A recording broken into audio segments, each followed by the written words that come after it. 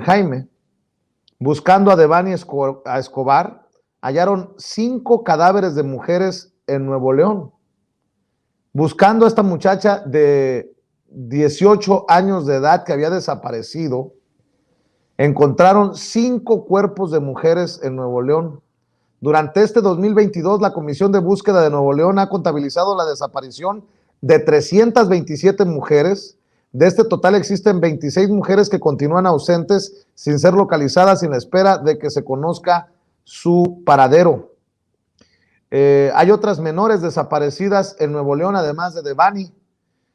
Fueron vistas por última vez en los municipios de Escobedo, Apodaca y García. Organizaciones piden información de Jacqueline del Río Marfileño, Sofía Sánchez, Almadelia Hernández y Regina Montserrat Gutiérrez. De acuerdo a una rueda de prensa de Samuel García, gobernador de Nuevo León, en los últimos días se han encontrado a 7 mujeres, 5 de ellas sin vida, a quienes mencionó. Hemos localizado a 7 mujeres más que me gustaría públicamente mostrar. Dana Italibi Barbosa, Alexa Elizabeth Ramírez, Jacqueline del Río, Liliana Pérez, Maite García, Patricia Coronado, Griselda Marcelino Cruz. Entonces, hasta el día de hoy tenemos a 301 localizadas, dijo el jefe del Ejecutivo, el gobernador de Nuevo León, en conferencia de prensa.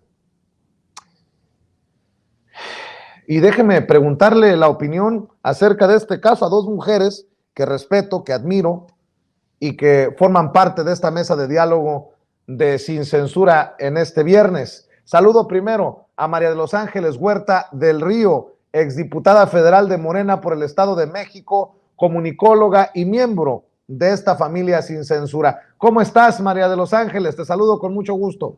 Y yo a ti, Vicente, y a tu público, muchas gracias por la invitación. Aquí, como siempre, saludándote y a todos. Gracias. Gracias. También saludo a nuestra querida reina de Xochimilco, a nuestra querida corresponsal Alina Duarte. ¿Cómo estás, Alina? Buenas noches. Hola, Vicente, saludos a ti, a todo el auditorio, al equipo de Sin Censura, pues ya lista para debatir lo que tengamos que debatir. Claro que sí. María de los Ángeles, Gela, ¿qué carambas está pasando en este México?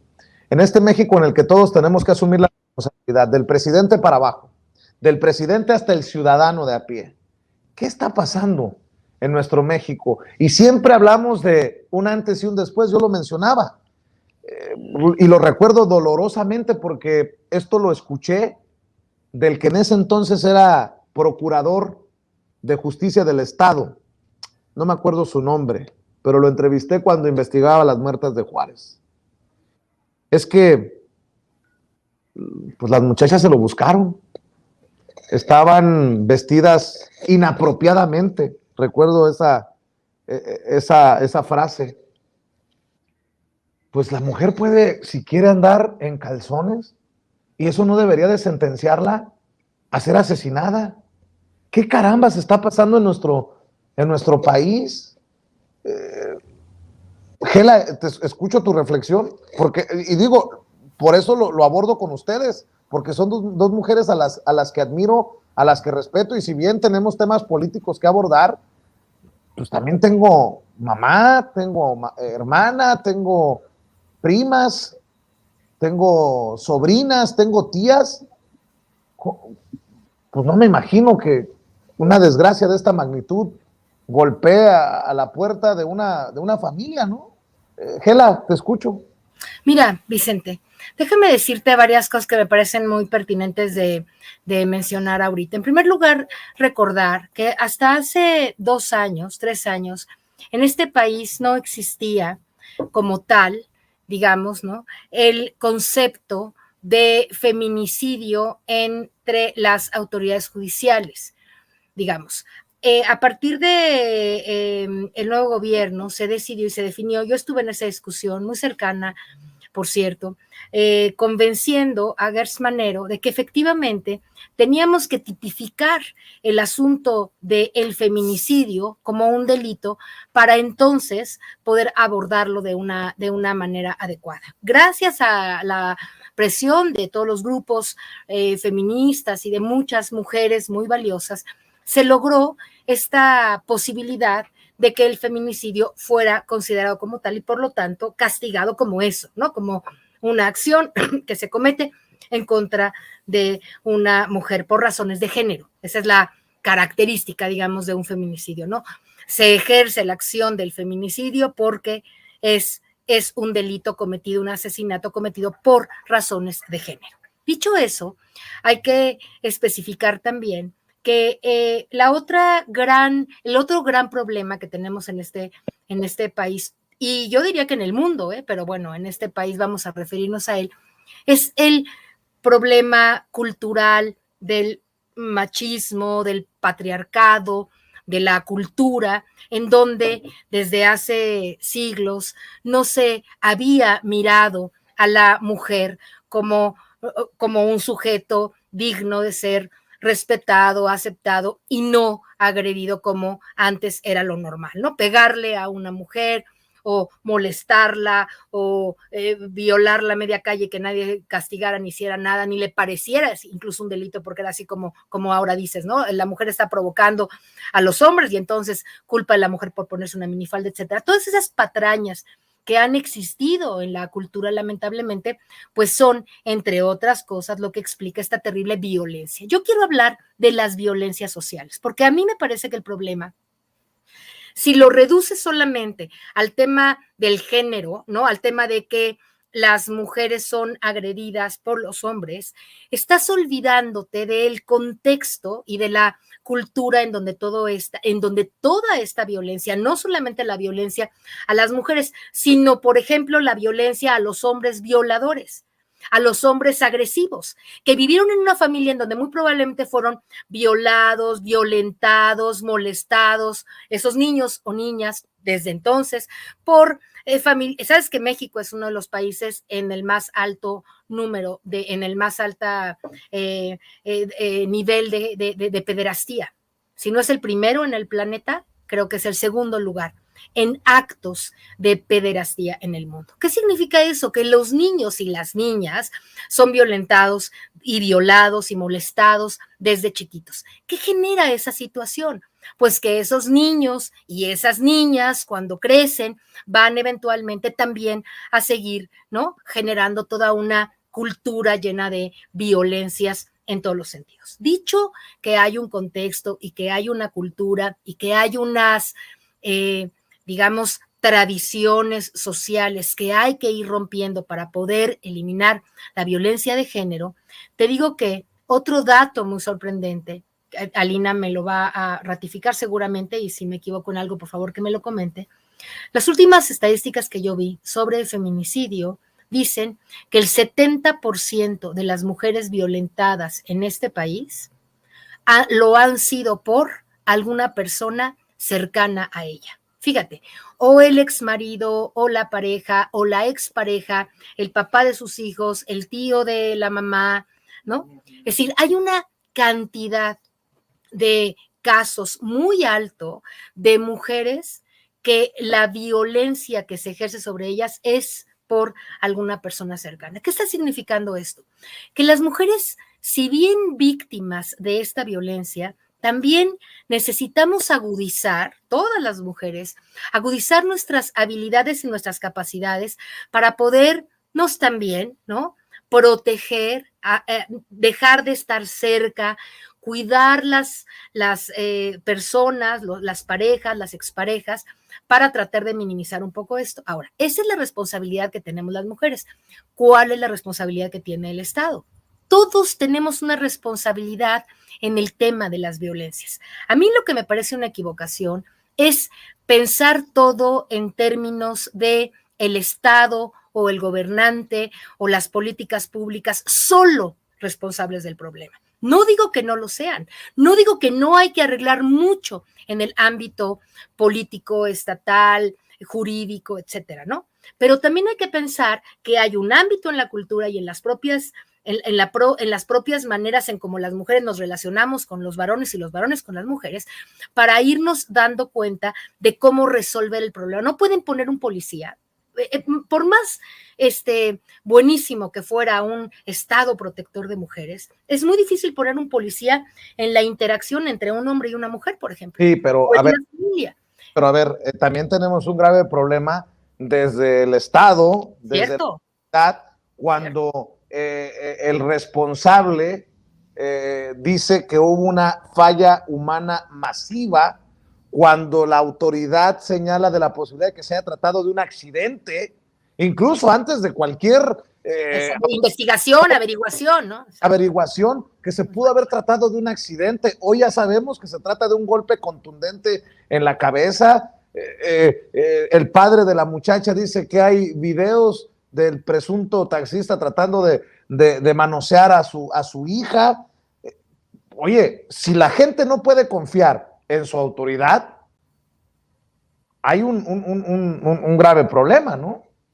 Claro que lo hay. Lo único que yo quiero decir es que ese problema es el que podemos tratar de, si quieres analizar hoy, por ejemplo, el tema de las policías municipales, estatales y federales. El caso de Nuevo León. El caso del gobernador de Nuevo León, que como gobernador de Movimiento Ciudadano, hoy, del Partido de Movimiento Ciudadano, se erige ahí como el que va a ayudar a todo y resulta que no solamente no está ayudando, sino que las policías estatales, municipales y seguramente federales no están haciendo y no están cumpliendo con su deber para hacer las investigaciones correspondientes, castigar, etcétera. Lo que yo quiero es que le pongamos como dirección al tema, ¿no? Como no pensar en una responsabilidad así de el Estado, el gobierno, no, es el gobierno, en ese caso de Nuevo León, quien está hoy respondiendo de una manera equivocada, me parece a mí muy equivocada, a el tema que nos compete, ¿no? No está diciendo que se van a hacer las investigaciones adecuadas, está tratando de culpabilizar o responsabilizar a lo mejor de manera equivocada a gente que no debería de hacerlo, etcétera. Pero yo lo que quiero decir es, ¿quién tiene la culpa de eso? ¿Solo el Estado? ¿Solo el Estado? Todos. Exacto, exacto. Ese es el tema esa es la manera en cómo yo quiero abordar el tema de las violencias sociales, porque si tú abordas el tema de las violencias sociales tratando de encontrar a un solo responsable del problema, es más, al gobernador de Nuevo León, me puede caer bien o mal, no importa. ¿Tú crees que el gobernador de Nuevo León o de Tamaulipas o de la Ciudad de México puede, con la policía, con los mejores sistemas jurídicos que tuviéramos, que por cierto no le corresponden al gobierno, eso no le corresponde al ejecutivo, sino le corresponde al Poder Judicial? Pero, por cierto, ¿crees que haya un responsable? La respuesta es no, no hay. Todas las instancias somos corresponsables de lo que está pasando. Ahora, hay que decir a Lina Duarte que también es muy simplista decir que todos somos responsables, porque pareciera que vamos pateando el bote. ¿Cómo ves esta situación? A mí en lo particular me resulta insultante, insisto, porque a mí nadie me va a contar. Yo he estado investigando asesinatos de mujeres. Recuerdo haberle alertado a la autoridad que supuestamente investigaba en Juárez los casos de las mujeres encontradas en campos como el Algodonero, en estas zonas, y yo me encontré la ropa interior de las mujeres en un tubo de drenaje y les dije, oye, ¿por qué no? ¿Qué pasó con esto? Pues no hallaban dónde meterse, dónde meter la cabeza, y dices tú, puta madre, si esa es la autoridad que está investigando, ¿qué nos espera? ¿Qué nos espera con una autoridad que erró 4 ocasiones, que fue en diferentes ocasiones y no encontró el cadáver de esta muchacha? ¿Cómo aceptar que la autoridad diga fue una falla humana masiva? Mi querida Lina, escucho tus opiniones, tus comentarios. Mira, Vicente, lo que está pasando con el caso de Devani nuevamente son estas puntas del iceberg que a veces o no logramos dimensionar o hay quienes se niegan a ver. Yo sí creo, ¿no?, que la violencia patriarcal está un poco metido, sea en menor o mayor medida en cada uno de nosotros y nosotras, pero yo creo que hay responsabilidades que deslindar. Y por mucho que se pueda decir todos somos responsables de las violencias feminicidas, de las violencias sociales, lo cierto es que nosotros no somos los asesinos, nosotros no somos las acosadoras, nosotros no somos quienes estamos ejerciendo esas violencias. Entonces, hay responsabilidades claramente individuales, también colectivas, pero sobre todo institucionales, y unas violencias total de estas fiscalías, ¿no?, que por acción, por omisión, se niegan nuevamente, y no solamente en el caso de Devani, porque nuevamente eso es bien triste, ¿no? Es muy triste que cuando venimos a hablar de esta violencia feminicida, de esta violencia de género, esta violencia patriarcal, Vicente, tú lo has visto en los chats, no siempre son bien recibidos estos comentarios cuando hablamos de feminismo, cuando hablamos del rol, ¿no?, cuando hablamos de estas violencias de género, y hay a quienes se les hace muy divertido empezar a decir cosas como feminazis, o se les empiezan a decir Alina, ¿no?, ya saca tus martillos y demás, cuando hablamos de las protestas y de esta violencia en contra de las mujeres. Lamentablemente, y en el mejor de los casos, llegamos a hablar de estas situaciones cuando ya se ha cometido un feminicidio, que como lo decían anteriormente, es verdad que antes no estaba tipificado como tal, ahora en México ya está tipificado como esta violencia en razón de género, este asesinato en razón de género, lo cual es un gran avance, sin embargo, no es suficiente. Por eso es que también a veces insisto mucho en hablar de que estamos en una etapa de transición y la transformación no necesariamente ha llegado y se ha replegado en todos los órganos judiciales, legislativos, ejecutivos, etcétera, ¿no? Yo creo que el tema de la violencia de género y el tema de los feminicidios es una gran deuda, como lo es el tema de las desapariciones en general en este país. Hemos visto que durante ya los últimos años, más ya casi 2 décadas, nos hemos visto en una mal llamada guerra contra el narcotráfico, pero de todas maneras, aunque se quiera avanzar en ciertos temas, no ha sido suficiente, y ahí es cuando tenemos que llamar, ¿no?, la atención a las fiscalías, cuando tenemos que llamar la atención a los gobiernos estatales a que hagan su trabajo, y también a que si en las manos del Poder Ejecutivo está en sus manos, ¿no?, también tomar cartas en el asunto se tenga que hacer. Yo creo que no hay que escatimar estas exigencias en todos los niveles, sea ejecutivo, legislativo, federal, pero sobre todo lo hemos visto no solamente en el caso de Devani, lo hemos visto en el caso de miles, lamentablemente, de mujeres que han sido asesinadas o que están desaparecidas, esta revictimización, y que primero se empieza a condenar en los medios de comunicación, y que yo entiendo y comparto esa rabia, ¿no?, del padre de Devani, escuchando sus declaraciones con todo el dolor del mundo. Creo que no se puede no entender la situación tan compleja cuando él dice estoy destrozado, estoy hecho pedazos, y aún así los medios se quedan con declaraciones como si fue la responsabilidad de las amigas o no por dejar a Devani. Yo creo que ahí no está el tema es la omisión para realmente tomar cartas, insisto, en el asunto, poner estos debates, elevar el debate, dejar de revictimizar, pero también el actuar con políticas públicas muy específicas, también sea lo mismo a nivel local, a nivel estatal, a nivel federal, el hacer campañas de concientización, el poner a debate, ¿no?, estas masculinidades hegemónicas, el no tomarse como un chiste el tema del feminismo, el no venir a ridiculizar ni a revictimizar a las víctimas que han sido asesinadas. Y ahí es cuando creo que estos espacios, yo te los he agradecido en muchas ocasiones, son espacios en donde podemos o no coincidir en muchas cosas políticamente, pero también tú lo has señalado, Vicente, ¿no? Incluso yo recuerdo mucho un día en donde estábamos hablando sobre feminismo y tú te cuestionabas y decías qué extraño, la gente minimiza el tema, o incluso la audiencia empieza a salirse, ¿no?, de la transmisión, y decías mucho hablamos de feminismo, pero también nos hacen falta debates sobre paternidades responsables, y yo lo recuerdo mucho porque yo quisiera que así como tú llegabas a esa conclusión, muchos y muchas llegáramos también a eso. Primero se empieza a decir si la mujer tuvo o no la responsabilidad responsabilidad, Vicente, podríamos salir a andar en calzones por la calle y nadie tendría que tener que tocarnos, nadie tendría que cuestionar por qué lo estamos haciendo. Esto no es un tema de moral, esto no es un tema de conductas individuales, estamos viviendo una violencia feminicida en este país que hay que alertar, y hay que alertarlo en todos los niveles, y yo nuevamente agradezco que podamos hacerlo en este espacio, el reconsiderar todo este tipo de debates, el decir no es un chiste, el decir que así como Devani, hay muchas historias, lamentablemente, en este país. Hace falta abrir las redes sociales, hace falta ir a la Procuraduría, en las calles, y ver carteles de mujeres pegados por todas partes. Esto no es una situación lamentablemente única, esto es algo que debe de llamar la atención de absolutamente todas las autoridades para decir que algo está pasando. Y cuando decimos de todas las autoridades, eso pasa de verdad por todos los niveles, ¿no? Yo sé que hay gente que viene a decir es que la pareja fosfo, ¿no? Ahí de gobernadores tiene que hacer algo. Yo estoy de acuerdo, pero también hemos visto que si siguen asesinando a 10 mujeres en este país al día, diariamente 10 mujeres son asesinadas, yo creo que hay varias instituciones y varios niveles, ¿no? Del poder federal, ejecutivo,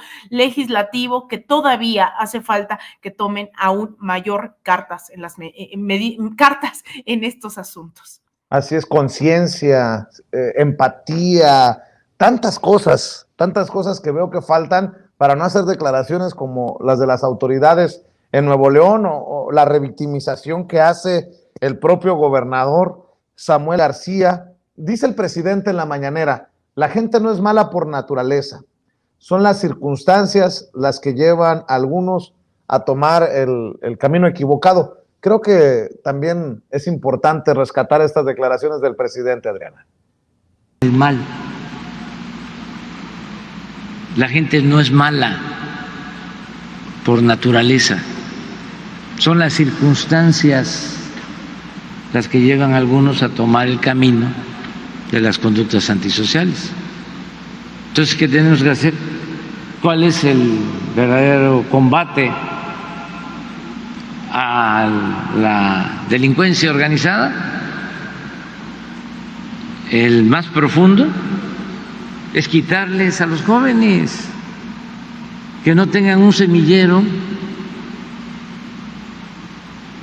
que ya nadie quiera trabajar de halcón porque se van a pagar para estar informando, y ahí comienzan una carrera delictiva. Que no tengan un ejército de jóvenes a su servicio, que se queden solos los capos, con sus lugartenientes, con sus sicarios, pero sin jóvenes y sin base social. ¿Por qué lo del huachicol? ¿Por qué creció tanto? Bueno, esas son las declaraciones del presidente Andrés Manuel López Obrador, que yo rescato por una razón. A mí sí me resulta esperanzador. Otra vuelta con este tema, si les parece, María de los Ángeles, Gela, Alina, y ya también entrará al sistema Daniel Marmolejo, el maestro Daniel Marmolejo. Me resulta esperanzador que el presidente de la República hable de estos temas, de familias lastimadas, de estos temas que en otros momentos no se hablaría. No veo a un Felipe Calderón, a un Enrique Peña Nieto, a un Fox hablando de las raíces de los problemas.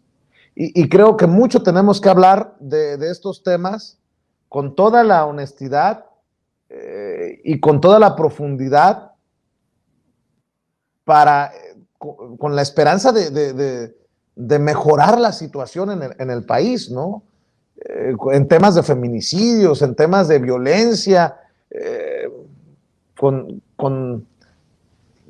que no se queden en los números, de que si baja un poquito, sube un poquito, en fin. Mi querida Gela Huerta, escucho tus comentarios. Me gusta en primer lugar mucho, Vicente, y te felicito porque no es fácil escuchar a un hombre con esta conciencia, ¿no? De que ahora nosotros digo, el gobierno, los poderes ejecutivo, legislativo, judicial, espero en algún momento, viendo el problema desde una perspectiva diferente. No es ir a mover el avispero para que haya más violencia y todo lo que hizo ese Calderón y Peña Nieto, es entender que estamos confrontando y enfrentando una realidad muy complicada. Y la realidad complicada, como ya lo decía ahí el presidente, es que mientras no haya futuro y posibilidades económicas para las familias, para los jóvenes y para toda la gente de desarrollo, es muy difícil acabar con estos problemas de violencia. Y te voy a decir algo más.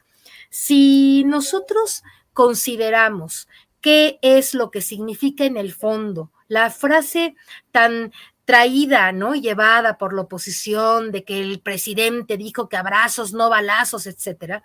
Lo que en realidad quiere decir abrazos, no balazos es no podemos creer que la violencia se va a resolver a balazos matando a los malos. Así no se resuelve la violencia, porque la violencia la tenemos que resolver en un cambio de la cultura, de la perspectiva, de la economía, de la manera de mirar el problema. Y la violencia no se resuelve con violencia. Si alguien le pega a otro y entonces tú llegas con una pistola y lo matas y le sacas un ojo y luego él te saca el otro, eso no está resolviendo nada. Y esa fue la política que tuvimos en este país. Todos los gobiernos neoliberales creyeron que la manera de resolver la violencia era a través de la violencia. Y me parece muy importante que el presidente insista, a pesar de las críticas y a pesar de que la gente que no entiende bien cuál es nuestra filosofía lo siga criticando, lo que hay que decir es, para resolver el problema de las violencias sociales, porque no es solamente el problema de la violencia feminicida, que es uno de los muchos problemas. Hay violencia financiera, hay violencias psicológicas, hay muchas formas de violencia entre las familias, entre los grupos sociales, que nadie está todavía abordando. Y sí hay políticas públicas, te lo digo porque lo sé, hay políticas públicas hoy en este gobierno y por primera vez después de 60 años que están tratando de abordar el problema de las violencias sociales desde una perspectiva que no es matar o juzgar a los niños. Es que son ninis. ¿Por qué le dan dinero a los ninis? Yo oigo a la gente decir eso y digo, bueno, ¿qué no entiendes? Que esos jóvenes que eran la carne de cañón de los delincuentes, que hoy tienen un trabajo y 2 o 3 mil pesos mensuales, con eso a lo mejor están siendo menos proclives a irse a delinquir o a irse a formar un grupo con los narcos o con la delincuencia organizada. Eso es la perspectiva del presidente y del gobierno actual. Y me parece que aunque sigue habiendo el problema, aunque no se ha resuelto, porque es un problema que tiene muchos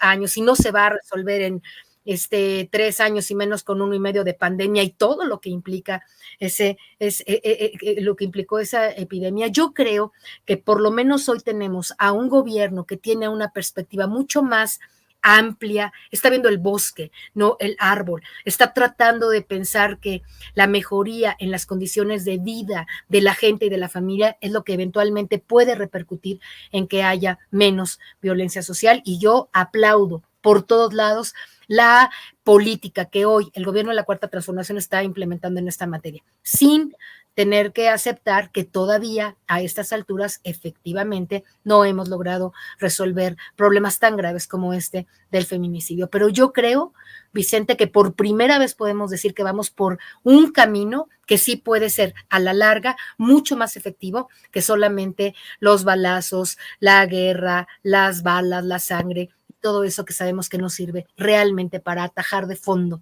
el problema que estamos enfrentando. Así es, y más allá de simpatías o rivalidades políticas, esto debe de ocuparnos a todos. El propio presidente, lo he señalado, se ha responsabilizado de esta situación, si bien hace historia y señala que estos niveles de violencia que hoy sufrimos en México son en parte consecuencia de lo que se vino haciendo mal en gobiernos anteriores. En este momento histórico, la responsabilidad es del presidente Andrés Manuel López Obrador y creo que la ha asumido, lo ha entendido y bien se están sembrando las semillas todavía no llegamos a ese nivel que quisiéramos, que el propio presidente quisiera. Deje usted el presidente, la gente de los barrios, de las zonas difíciles, en fin. Alina, creo que es hasta saludable ventilar estas cosas, sacar estas cosas que son muy difíciles. El tema es difícil. Siempre habrá alguien que esté en contra o en desacuerdo con uno, con lo que diga, sobre todo en los temas de feminicidios. No he querido ni siquiera darle vuelo a algunas declaraciones que he leído en el chat, porque me parecen dolorosas, ¿no? Pero bueno, te escucho. Mira, Vicente, yo creo que ninguna revolución en la historia, ¿no?, mundial se ha hecho de la noche a la mañana y de repente, así como el presidente dice, la gente no es mala. Bueno, la gente tampoco nació iluminada, ni nació feminista, ni mucho menos, ¿no? La gente va construyendo conforme su entorno social, conforme sus circunstancias, también va conformando esa conciencia.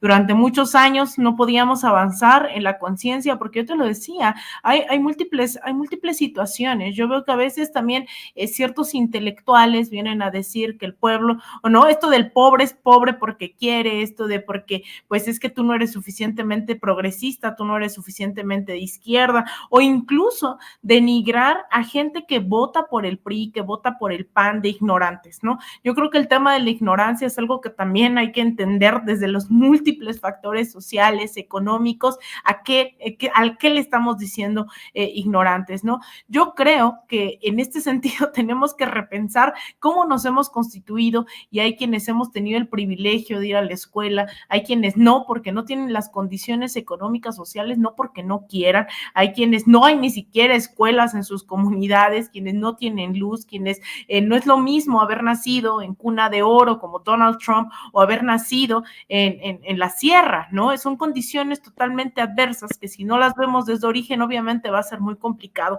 Y si no vemos desde origen que mucha gente ha estado avanzando en esa conciencia y hoy se está cuestionando el tema del litio, hoy se está cuestionando el tema de la soberanía energética, cuando hace 3 años era totalmente intrascendente para millones de ellos, y lo puedo asegurar porque uno va y de toda la vida habla con el del taxi, con la tortillera, con en el mercado, y la gente no estaba inmiscuida. Es más, el trato cuando tú ibas y volanteabas en mis momentos estudiantiles, ¿no? Yo era una de las voceras del 132, el movimiento estudiantil, la gente a veces te veía así como, ¿de qué hablas? Si Peña Nieto es un buen candidato, si Peña Nieto es, no, ya lo ideal, porque había toda esa construcción mediática. Hoy la gente está cuestionando de dónde saca dinero Latinos, de dónde saca dinero todos estos medios corporativos, estas llamadas organizaciones de la sociedad civil, y yo quiero creer que esa es parte del avance, porque se han permitido las condiciones para que la gente, no solamente ahora los jóvenes, accedan a más universidades, sino que acceda también la población mexicana a condiciones hospitalarias, de salud. ¿Tú crees que la gente va a estar preocupada, Vicente, sobre lo que está ocurriendo en Nuevo León y la violencia feminicida si no tiene para comer? La gente no se levanta y dice, vamos a ver sin censura como prioridad, si no tiene algo, un plato en su mesa. La gente no puede estudiar, no puede ir a la universidad si no tiene que comer. Entonces, si se generan esas condiciones de escuela, de vivienda, de salud, unas condiciones dignas para vivir, entonces sí vamos a poder entrarle a los debates, sí vamos a poder tener horas de recreación, sí vamos a poder ir a marchar, sí vamos a poder ir a mítines. En otras condiciones eso es impensable. Si la gente no tiene satisfechas sus necesidades básicas, hacer política y entender la conciencia, ¿no? La conciencia no se desarrolla en condiciones indignas. Y yo creo que ahí está el cambio, ¿no? Ahí está el cambio, y por eso la prioridad tiene que ser no solamente los programas sociales, los programas tienen que generar esas condiciones para que la conciencia se pueda elevar, la conciencia se pueda desarrollar, y ahí es algo que es sumamente imparable, porque si vuelve la derecha y quita los programas, y quita carreteras, y quita proyectos, y quita lo que sea, eso pueda echar para atrás mucho si no se desarrolla la conciencia. En cambio, si generamos las condiciones para dar este tipo de debates y la gente consciente de todo lo que implican esos avances, ya no va a haber un paso atrás. Entonces, en ese contexto, yo creo que el presidente a eso se refiere, ¿no? A generar todas esas condiciones para que todo mundo en la noche llegue a ver Sin Censura Nocturno y entonces sí podamos generar este debate, sea a través de canal de YouTube, sea a través de redes sociales, y entonces sí poder avanzar todas y todos como sociedad. Déjenme saludar al maestro Daniel Marmolejo, quien pacientemente ha estado esperando entrarle a la mesa de diálogo. Daniel, pues hablando de este caso en Nuevo León de la muchacha Devani, 18 años de edad, desaparece y las autoridades reconocen pifias garrafales, errores monumentales. Estuvieron en diferentes ocasiones en el lugar en donde ahora encuentran el cadáver. El padre destrozado dice que su error fue no confiar en las autoridades. Samuel García perdido en el espacio. Y bueno, pues intentando encontrar pues no sé ni qué, en algo que me duele, me confunde, me frustra, pero que me lleva también a seguir trabajando, a seguir luchando, a seguir empujando adelante, mi querido Daniel, en estas ganas de tener un México en el que nuestras hijas, nuestras madres, nuestras mujeres, pues no, bueno, y nuestros hombres, porque la violencia también ha sido generalizada, pues puedan estar tranquilos. ¿Cómo ves, Daniel Marmolejo, toda esta situación? Vicente, queridas compañeras, muy buenas noches. Gracias por la oportunidad, Vicente. Me encuentro itinerante en este momento, lleno de indignación, de repudio a un acto brutal de prepotencia, de soberbia, de maldad, que no cabe en el espectro de mi mente, de mi corazón, que no cabe tampoco en mi formación humanista, que no cabe en los patrones de mi educación, que no cabe en mi corazón. Yo trato de unirme al sentimiento de la familia de esta joven y a un país indignado y tristemente, pues, venir a comprobar que no es la primera vez que esto sucede. Los hechos han sido atroces. Creo incluso, Vicente, que todavía no se ha profundizado en el drama de lo que ha vivido esta joven y sus familiares. Y esta reflexión no debiera durar pocas semanas ni días, porque es un hecho indignante para una sociedad. Desde luego, las autoridades han incurrido en deficiencias, y no es la primera vez. Hemos visto que sobre cadáveres, autoridades se han sentado y luego dicen que ahí estuvieron las víctimas, en algo que también resulta ser un montaje. Y destruidos como sociedad ante estas cosas que las hemos visto también en otros lugares del mundo. Pero lo que corresponde a nosotros, querido Vicente, es una revisión de los aparatos, de las estructuras de investigación ministerial, de los órganos de justicia, también de la educación, porque si nos vamos a 3, 4 años atrás, poco más, hemos visto jóvenes que justamente en este estado de Nuevo León han ingresado con armas y han atentado contra sus maestras y contra sus compañeros, lo cual habla de una destrucción no solamente del tejido social, sino de la parte de conciencia social, producto de muchos factores de esta modernidad, en donde la vida no vale nada y en donde se puede destruir con la peor de las maldades a una persona débil, frágil y sobre todo, y hay que reconocerlo, el daño sobre las mujeres. Estoy totalmente consternado cuando supe de esto. Quise saber un poco más, traté de obtener información desde diversas fuentes y lo que tengo es un absoluto estupor. Creo que las autoridades de Nuevo León tienen que actuar en consecuencia absolutamente y en una vía extrema, radical y urgente, como pocas veces sucede.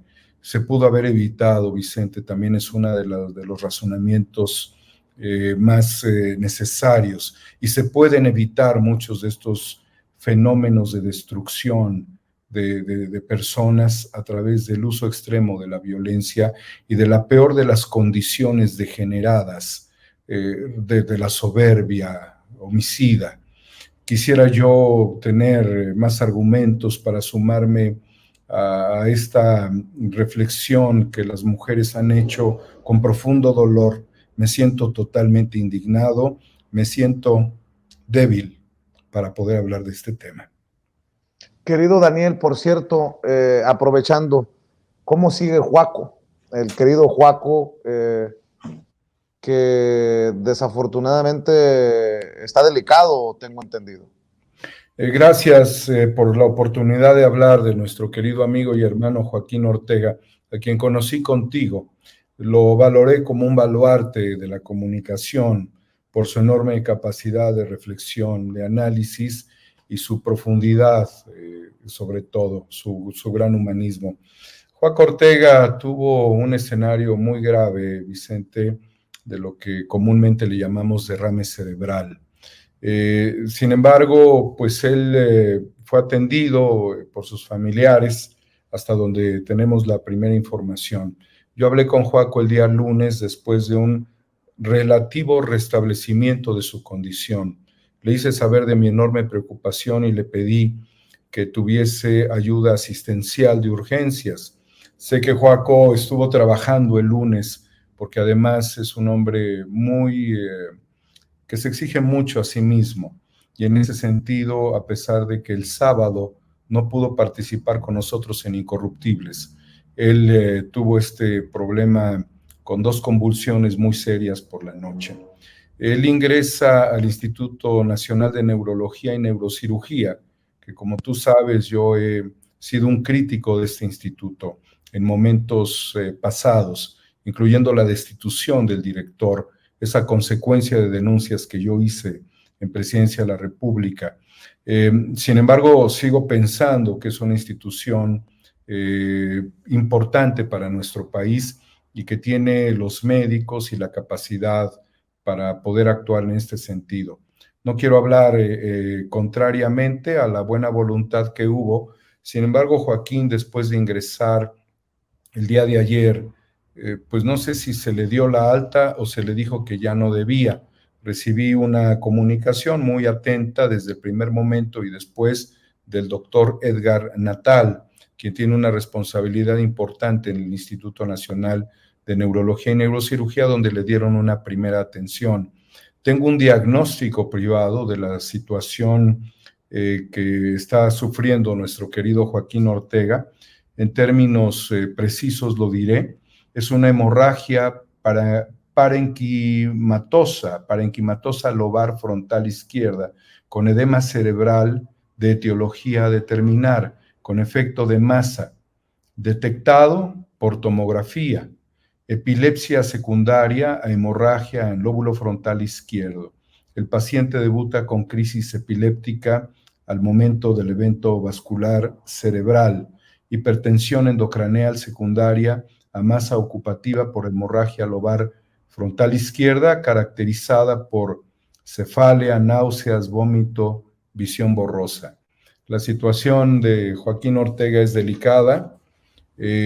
Hablé nuevamente con el doctor ante un siguiente episodio dramático, donde volvió a tener graves trastornos, y con estos trastornos le pedí yo nuevamente al doctor Natal que lo ingresara, que me permitiera ingresarlo, me lo autorizó.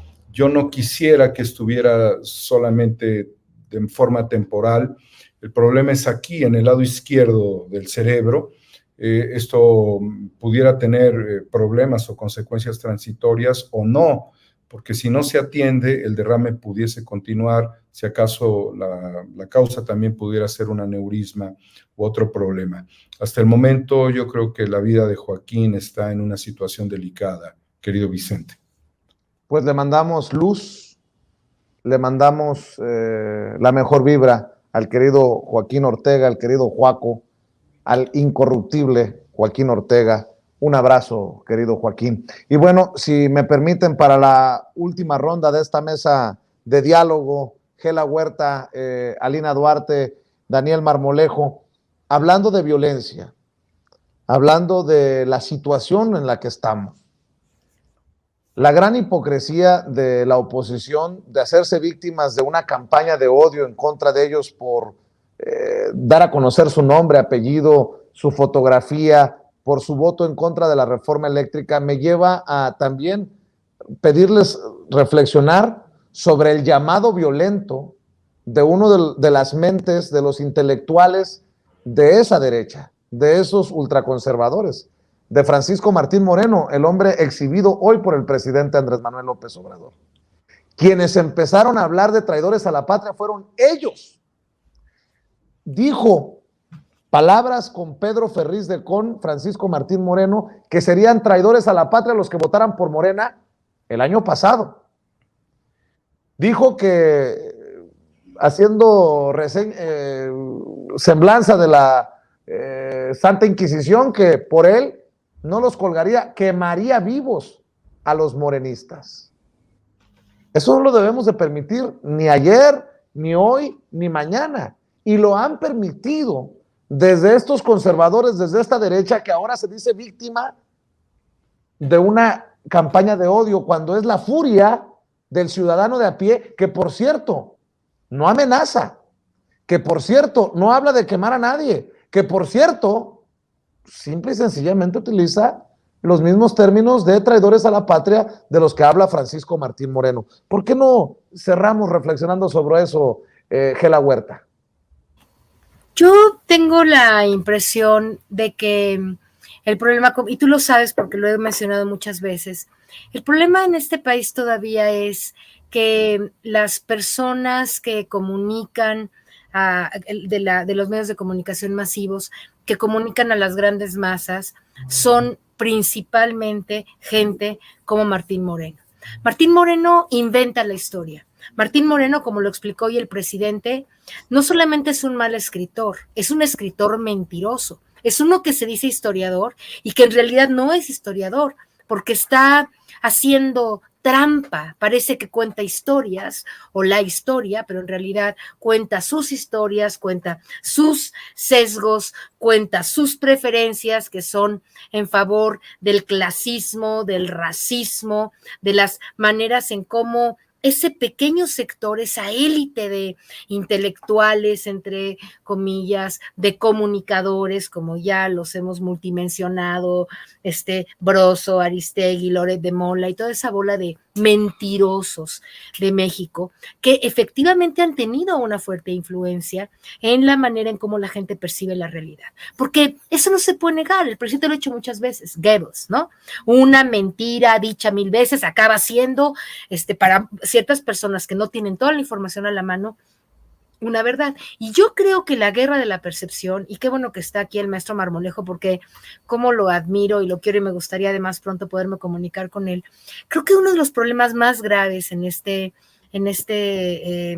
momento es que ese sector de los conservadores, odiadores, les digo yo, ¿no? Yo me lastima mucho ver cómo esta sociedad ha sido gravemente polarizada por ese odio enfermo, brutal, injusto, que ese sector de la sociedad quiere seguir penetrando en las mentes de la gente. Ahora, como dice Andrés Manuel, el pueblo es sabio y al final el pueblo, la mayoría del pueblo, siempre hay un sector, siempre hay una clase que porque era clasista, porque era racista, porque no tiene la información necesaria o lo que sea, se cree de esas mentiras espeluznantes. Pero la mayor parte del pueblo ya duda de eso. La mayor parte del pueblo sabe que lo que está diciendo ese disque historiador o Héctor Aguilar Camino, Enrique Krause, toda esa basura conservadora que no respeta la verdad, porque fíjate lo grave de esto.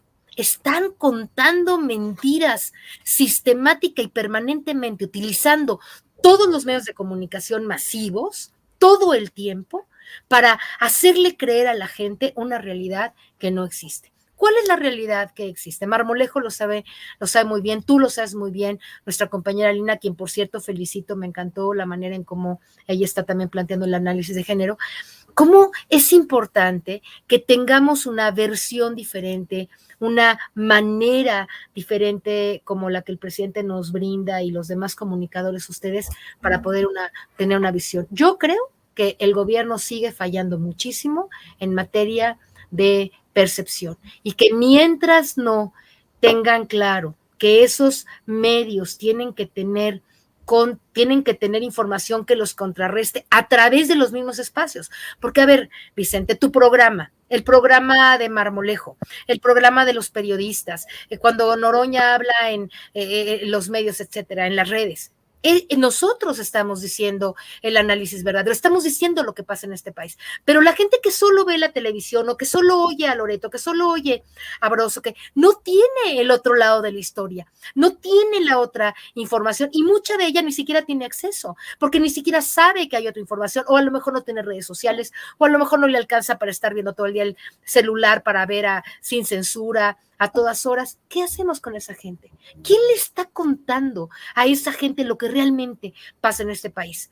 Las grandes, por ejemplo, lo que hoy pasó en Veracruz, lo que está planteando el presidente respecto al Tren Maya, lo que la reforma eléctrica, fíjate bien, los traidores diputados del PRI, del PAN y del PRD y de Movimiento Ciudadano no votaron en favor del pueblo, sino en contra del pueblo. Porque al negarse a aprobar una reforma que iba a permitir que se bajaran los precios de la electricidad y sacar a los extranjeros del negocio que es la luz, porque lo que ellos quieren es que seamos como España y que Iberdrola un día sea el dueño de la luz en este país. Eso es lo que quiere el PRI y el PAN, porque para eso les pagaron, para eso les pagan maletines de dinero para que voten en contra del pueblo. Pero el pueblo, que no le entiende bien a la cosa y dice, uy, pues qué bueno que los diputados del PRI detuvieron la reforma, ni siquiera saben de qué se trata la reforma, ni siquiera saben que ellos son los traidores al pueblo, y además ahora, fíjate nada más, ellos votan en contra del pueblo, les decimos traidores a la patria, por haber querido, por haber votado en favor de la pérdida de la soberanía, porque esa ley de Peña Nieto lo único que estaba haciendo es que se podía perder la soberanía en materia eléctrica, y la gente no sabe bien. La mayoría no sabe bien quiénes son sus verdaderos representantes. Así que esta campaña que tenemos, que iniciamos, tú preguntabas en un programa quién la inició. Te voy a platicar quién creo que la inició.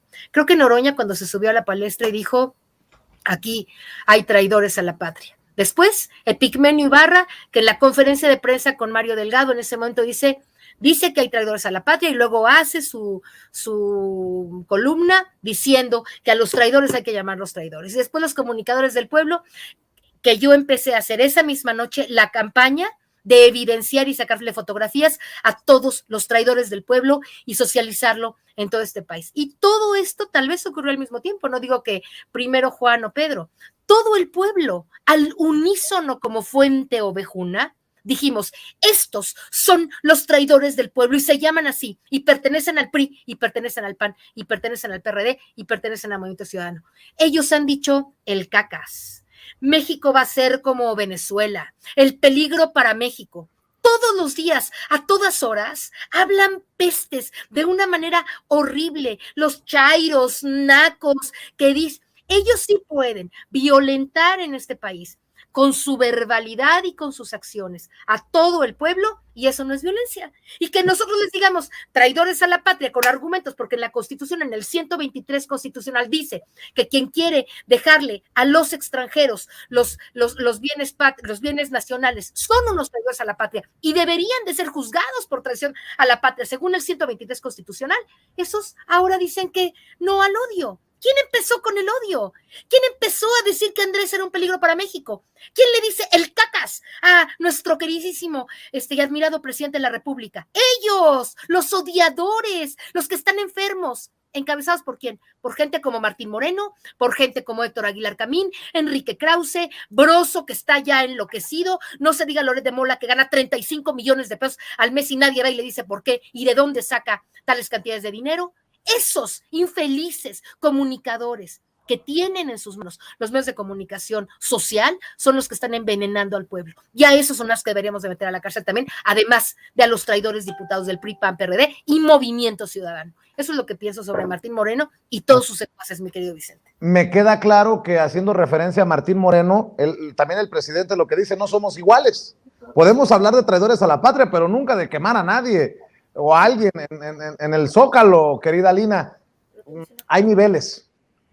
Totalmente, yo creo que a eso me refiero también, Vicente, cuando digo hay que elevar el nivel del debate, porque yo creo que al nosotras y nosotros decir no somos iguales, no tenemos que caer en estos discursos, deja tú de odio, porque no caemos en esos discursos, pero también veo que empiezan a hacer referencias, ¿no? Yo entiendo la molestia, Dios mío, yo soy de las primeras que se tiene que tomar un Pepto-Bismol al ver lo que tuitean, al ver lo que hacen, sin embargo, no somos iguales, y nosotros y nosotras no vamos a empezar a criticarles por sus características físicas, por cuestiones intelectuales, o sea, con toda estos argumentos que hoy con esta conciencia el pueblo mexicano está adquiriendo. Bueno, he visto cómo la gente está citando el Código Penal Federal con el tema de la Constitución. Eso, creo que esos son los argumentos por sobre los cuales nosotros moralmente, éticamente, podemos decir que nosotros estamos del lado correcto de la historia.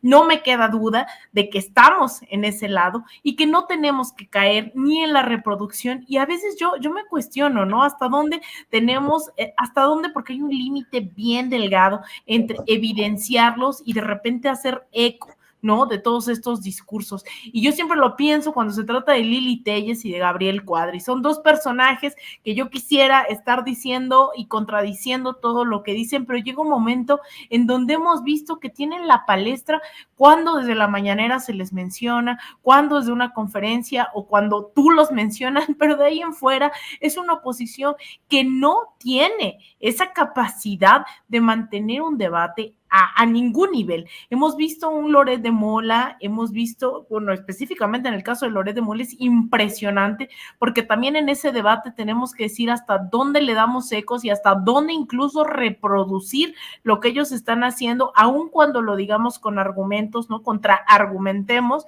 eso les está redituando hasta económicamente. Y en el momento en el que el presidente López Obrador no los menciona en la mañanera, Latinos no figura en ningún espacio, ¿no? Se les hace un favor, pero además con todo esto, con el evidenciarlos, hasta están ganando y se están llenando los bolsillos. Entonces, no somos como ellos, no somos como ellas, ¿no? Yo creo que hay una diferencia, pero sobre todo radica en lo ético, radica en lo moral y sobre todo en los argumentos. Dicho a lo Vicente Serrano, con tener los pelos de la burra en la mano. Así que yo creo que ahí está en donde tenemos que poner los acentos y seguir construyendo dentro de las narrativas, estas contranarrativas, pero sobre todo elevando el debate y la conciencia de nuestro pueblo. Ya el colmo de los colmos, Daniel Marmolejo, para escuchar tu reflexión. Veo a una oposición que está relacionando al presidente Andrés Manuel López Obrador con el caso de Devani. Veo que le ponen lo mismo, un AMLO en las fotografías que se toman o en los carteles que están surgiendo en redes sociales. Por ahí ponen a AMLO como si fuera el mismísimo asesino de la muchacha. Con lo que estamos hablando también de un Francisco Martín Moreno, vaya que si hay una infección, un contagio en un sector de la sociedad mexicana de estas formas y de este pensar. Precisamente estoy viendo en redes sociales a una mujer que es exhibida por escupir a una funcionaria en Metepec. Esta mujer, ya llamada Lady Escupitajo, le escupe a una guardia en una zona residencial de San Carlos en Metepec y lo que le dice es: sí sabes quién soy, ¿verdad? Ese es el pensamiento, mi querido Daniel Marmolejo, de muchos de estos traidores a la patria. Vicente, estos sujetos son pirómanos, estos sujetos son personajes malignos de la sociedad. Quien pueda hablar de desarrollar una estrategia de aniquilamiento burocrático o estructural sobre otras personas, es una conciencia, o más bien es una inconsciencia de los narcisistas malignos, que no tienen corazón, pero al mismo tiempo son cobardes. Lo primero que yo lo hago a título personal, con la fuerza de mi carácter, es retarlo para que me lo demuestre. Así se lo digo a Martín Moreno, con todas las 1000 palabras que escribe por minuto.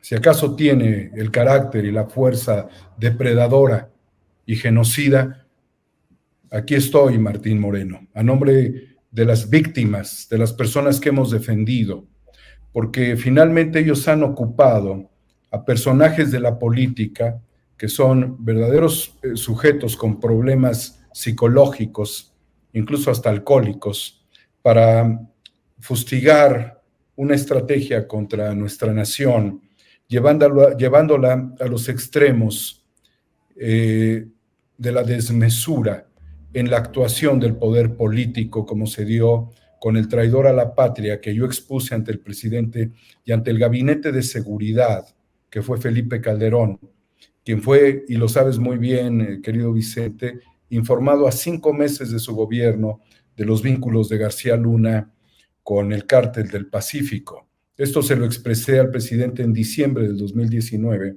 señalándole que lo que se había instalado en Palacio Nacional era un cártel. Después de estas declaraciones y de comprobarse todo lo anterior, no ha habido una fiscalía en México que actúe en el sentido de una investigación precisa sobre esto que señalo yo como la traición y la complicidad de Felipe Calderón. Pero cuando Felipe Calderón se sectariza con sujetos enfermos mentales y que promueven la depredación burocrática, la depredación gubernamental, como Martín Moreno, está muy claro que es una fauna de enfermos mentales que ambicionan permanentemente el poder y que sin el poder se sienten opacados, destruidos. Su narcisismo es muy grande. Necesitan el aplauso permanente, pues, de otros sectarios como lo son ellos. Pero como hombre lo digo, Vicente, como mexicano y como patriota, reto a ese cobarde a que me demuestre que es capaz de hacer eso contra un pueblo. Yo no lo voy a dejar solamente en la tinta, no lo voy a dejar en el Twitter, al igual que el imbécil que solamente en la lucha histórica ha levantado una baguette, Gabriel Cuadri, en su desprecio a las comunidades indígenas de Oaxaca, de las cuales nos sentiríamos orgullosos en este momento.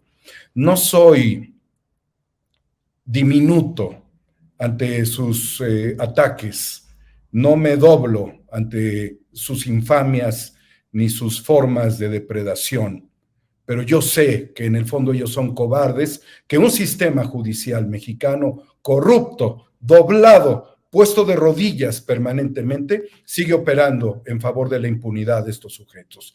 Por lo dicho, tendría que ser llevado a una investigación y exigir su disculpa. Hemos sido demasiado permisivos de que estas cosas pasen en nuestro país, pero esta es la mente de los fascistas, Vicente, es la mente de Vox en España, es la mente de Martín Moreno, es la mente del PAN, es la mente de Lili Téllez, es la mente de una bola de infames a los que incluso el partido del presidente les ha abierto la puerta para que ocupen espacios de representación. No nos representan, son absolutamente indignantes y lo reto a que me lo demuestre. Te hablo a ti, Martín Moreno, yo a ti no te tengo miedo, ni a tus miserables palabras. Tu último libro va a ser La 4T, un pacto entre AMLO y los extraterrestres. Ya no tienes nada que decir, estás agotado.